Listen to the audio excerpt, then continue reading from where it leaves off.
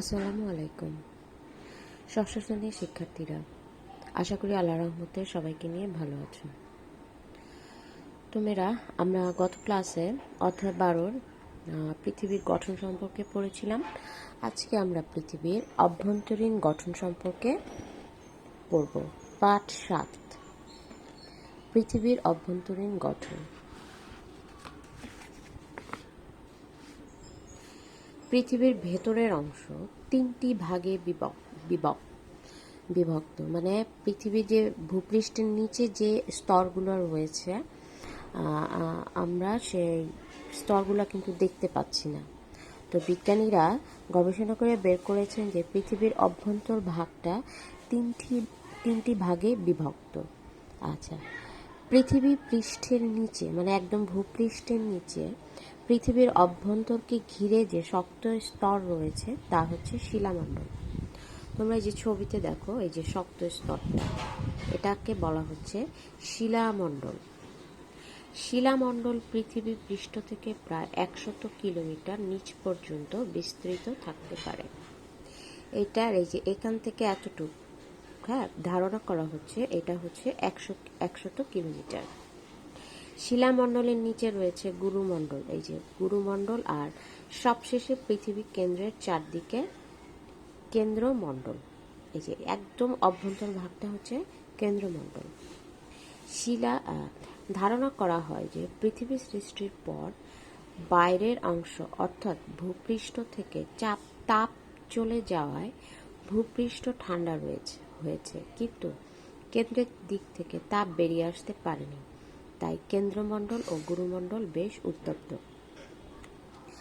আমরা যেটা গত ক্লাসে পড়েছিলাম যে পৃথিবী ধীরে ধীরে উত্তপ্ত হয়, বসবাসের উপযোগী হয়, কিন্তু পৃথিবীর উপরি ভাগ উত্তপ্ত হয়ে গেছে, কিন্তু এই যে একদম অভ্যন্তর ভাগ থেকে তাপ বের হয়ে আসতে পারেনি। তাই বলা হচ্ছে যে কেন্দ্রমণ্ডল এবং গুরুমণ্ডল এই শিলামণ্ডলের মতো ঠান্ডা নয়, এরা বেশ উত্তপ্ত, মানে গরম। পৃথিবীর কেন্দ্রবিন্দু থেকে প্রায় 3500 কিলোমিটার ব্যাসার্ধের গোলাকার জায়গা হলো কেন্দ্রমণ্ডল। এই যে এই জায়গাটা, এটার ব্যাসার্ধ হচ্ছে 3500 কিলোমিটার। তো এখানে কি কি আছে? নিকেল, লোহা, সীসা ইত্যাদি ধাতু উত্তপ্ত অবস্থায় আছে। মানে এখানে সবসময় কি এরা টকবক করে উত্তপ্ত, মানে গরম অবস্থায় আছে। কেন্দ্রমণ্ডলের ভেতরের অংশে এরা কঠিন, কিন্তু বাইরের দিকে গলিত অবস্থায় আছে। কেন্দ্রমণ্ডল ও শিলামণ্ডলের মাঝে রয়েছে গুরুমণ্ডল। এই যে গুরুমণ্ডল, এই যে এটা গুরুমণ্ডল। গুরুমণ্ডলের বেশিরভাগ কঠিন, কিন্তু এর কিছু অংশ আধা গলিত অবস্থায় আছে।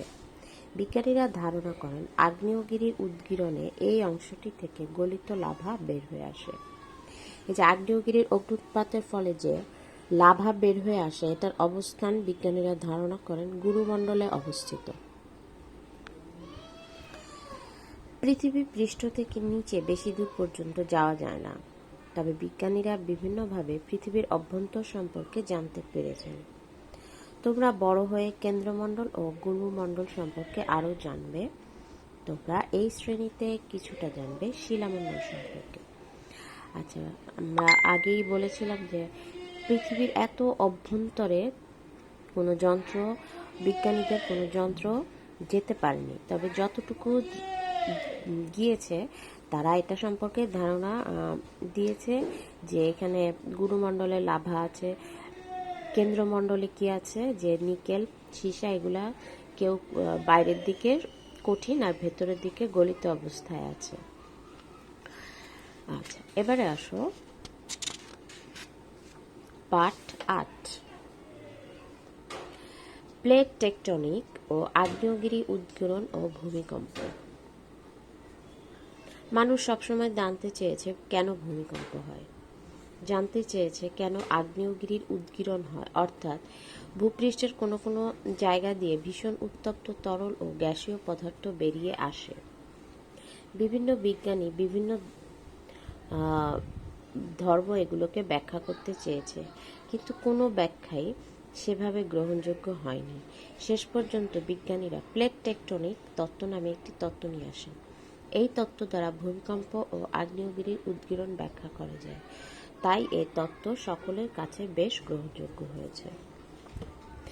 আচ্ছা, ভূমিকম্প মানে কি? পৃথিবীটা একেবারে কেঁপে ওঠা, ঠিক না? পৃথিবী কি কোনো বিশেষ বিশেষ জায়গা কম্পন সৃষ্টি হয়, সেই কম্পনের মাত্রা যদি বেশি হয় তাহলে কোনো শহর একেবারেই ধ্বংস হয়ে যায়, তোমরা সেটা জানো। হ্যাঁ, তো এটা সম্পর্কে নানা ধরনের মিথ প্রচলিত আছে। আগের দিনে মনে করেছিল, ধারণা করতো যে গরুর দুইটা শিংয়ের উপরে, একটা শিংয়ের উপরে পৃথিবীটা আছে। তো গরু যখন ঘাড় ব্যথা হয়ে যাচ্ছে তখন কি হচ্ছে, এই শিং থেকে আরেক শিংয়ে পৃথিবীটাকে ট্রান্সফার করতেছে। এই পরিবর্তনের সময় পৃথিবীটা যে ঝাঁকি হচ্ছে, এই জন্য ভূমিকম্প হচ্ছে। তো এগুলো তো আসলে রূপকথা। তো বিভিন্ন মতামত বিভিন্ন বিজ্ঞানীরা ব্যাখ্যা করেছেন।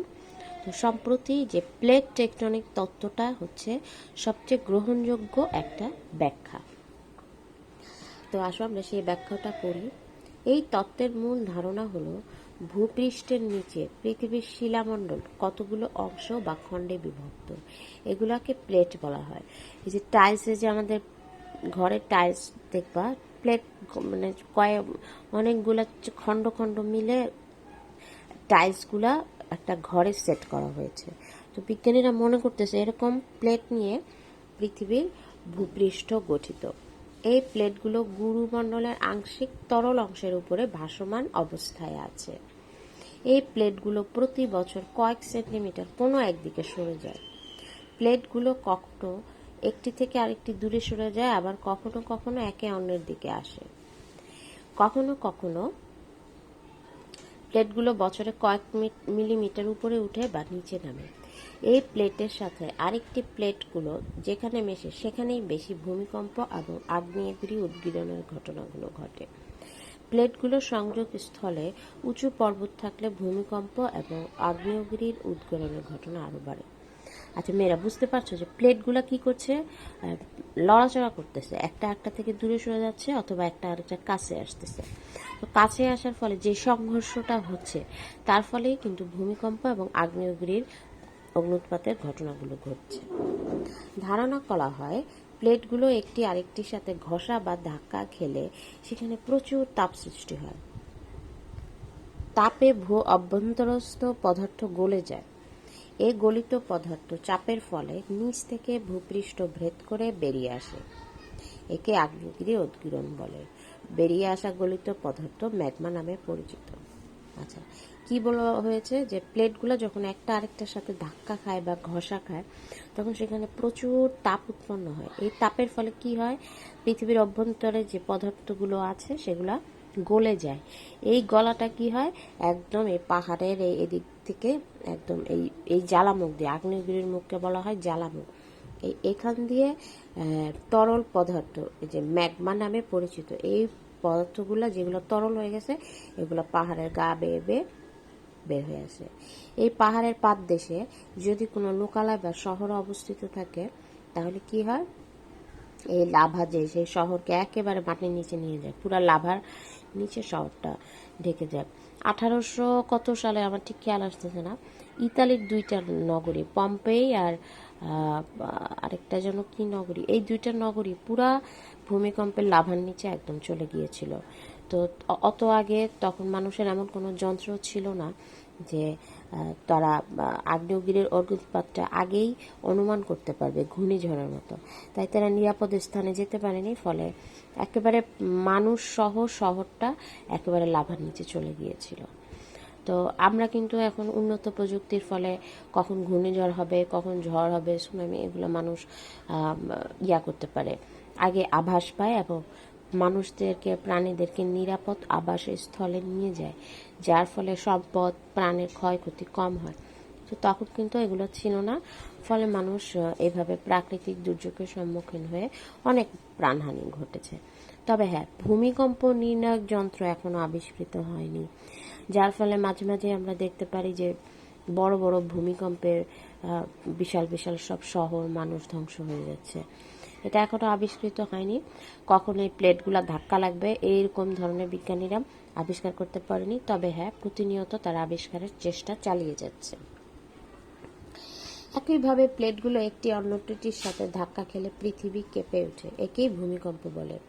আজকাল বাংলাদেশেও ভূমিকম্প সংঘটিত হচ্ছে। তো বুঝতে পারছো মেয়েরা, ভূমিকম্প এবং আগ্নেয়গিরির অগ্নুৎপাত কেমন হচ্ছে। এই যে ভূ অভ্যন্তরে যে প্লেটগুলো আছে, এই প্লেটগুলো একটা একটার সাথে ধাক্কা খেলে কি হয়, যে তাপ উৎপন্ন হচ্ছে প্রচণ্ড, এই তাপে পদার্থ গলে বের হয়ে আসে। এই ধাক্কার, ধরো এখানে একটা প্লেট ধাক্কা খেলো, সেখানে যদি একটা পাহাড় অবস্থিত থাকে তাহলে সেখানে অগ্নুৎপাত হয়। আর যদি পাহাড় না থাকে তাহলে কি ঘটনা ঘটবে, ভূমিকম্পের মতো একটা ভয়াবহ দুর্যোগ ঘটে যাবে। তো মেয়েরা, আজকে আমরা পার্ট 7 ও 8 পর্যন্ত পড়ব। আমরা পার্ট 7-এ পৃথিবীর অভ্যন্তরীণ গঠন পড়েছি। অভ্যন্তরীণ গঠন, তো তোমরা, আমি কালকে কিছু পয়েন্ট আউট করেছিলাম যে স্ট্র্যাটোস্ফিয়ার, হ্যাঁ, ট্রপোস্ফিয়ারে।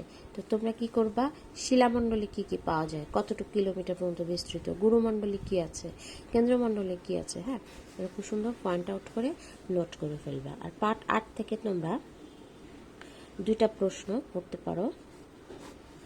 কি কি? ভূমিকম্প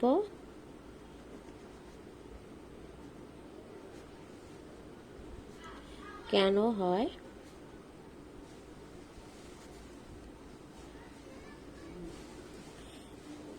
আগ্নেয়গিরির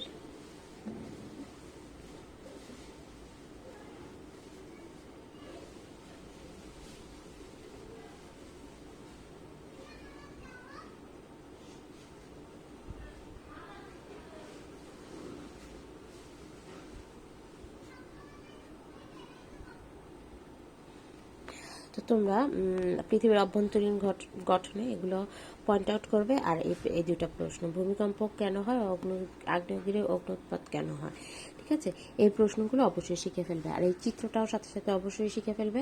চিত্র কিন্তু সায়েন্স, বিজ্ঞানের জন্য খুব ইম্পর্ট্যান্ট একটা ব্যাপার। তো ঠিক আছে মেয়েরা, আজকে এ পর্যন্তই। আগামী ক্লাসে আবার কথা হবে। খোদা হাফেজ।